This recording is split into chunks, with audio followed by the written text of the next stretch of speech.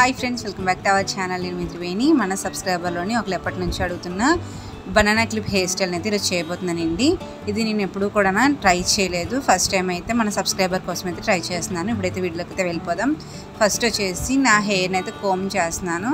చాలామంది silky hair, long hair, ఇంకోటి ఏమనుకుంటారు అంటే చిక్కులు ఎక్కువ పట్టవు అనుకుంటారు కదా. ఎందుకంటే నాకు ఈ క్వశ్చన్ అనేది చాలామంది వేశారు.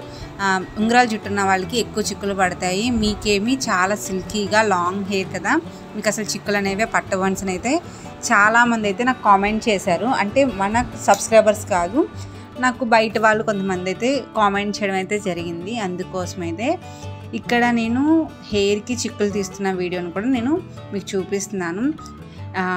ఓన్లీ కర్లీ హెయిర్కే కాదండి, మనకి ఇలా సిల్కీగా లాంగ్ హెయిర్ అయితే ఇంకా మనకి ఎక్కువ చిక్కులు అనేవి అయితే పడతాయి.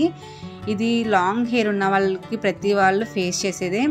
చాలామంది ఏమంటారంటే సిల్కీ హెయిర్ ఉన్న వాళ్ళకి నార్మల్ కర్లీ హెయిర్ అంటే లిటిల్ కర్లీ అంటే కొంచెం కర్లీ ఉంటే బాగుంటుంది అనిపిస్తుంది.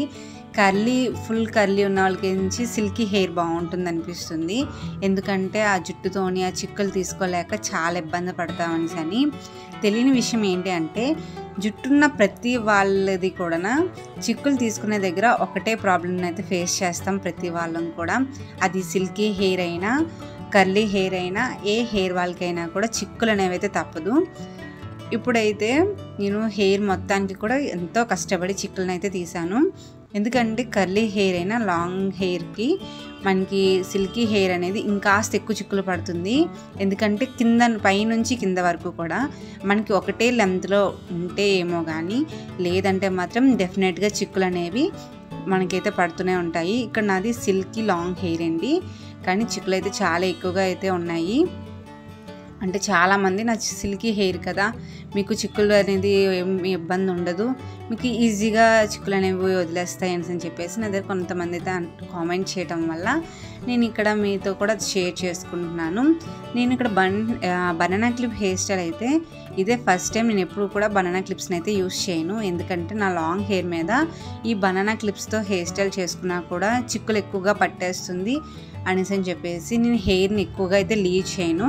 నేను ఎప్పుడు అల్లేసుకొని మీకు బిఫోర్ వీడియోస్లో కూడా నేను రెగ్యులర్గా వేసుకునే హెయిర్ స్టైల్స్ ఏంటి అనేది అయితే మీకు చెప్పి పెట్టాను కదా.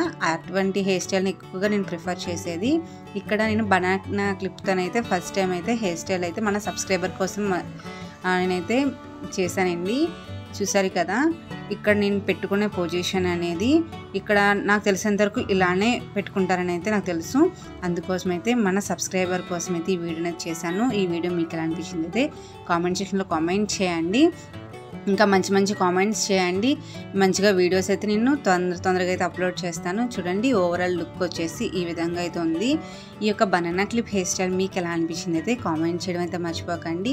ఇంకా మన ఛానల్లోని మన సబ్స్క్రైబర్స్ రిక్వెస్ట్ చేసిన ప్రతి వీడియోని అయితే నేను అప్లోడ్ చేశాను కాబట్టి ఒకసారి వాచ్ చేయండి. మీరు కూడా ఏమైనా హెయిర్ స్టైల్స్ కానీ ఏవైనా కూడా అంటే మన ఛానల్లోని ప్రతిదీ కూడా నేను అప్లోడ్ చేస్తూ ఉంటాను. కుకింగ్ వీడియోస్ కానీ, స్టిచ్చింగ్ వీడియోస్, అలానే బ్యూటీ వీడియోస్ కానీ, ఏవైనా టిప్స్ కోసం కూడా నేను వీడియోస్ అయితే అప్లోడ్ చేస్తాను. కాబట్టి మీరు దేనికోసం అయితే కామెంట్ చేస్తే నా వీడియో అయితే డెఫినెట్గా నేనైతే ట్రై చేస్తాను. నాకు తెలియనిదైనా కూడా తెలుసుకుని అయితే ట్రై చేస్తానండి.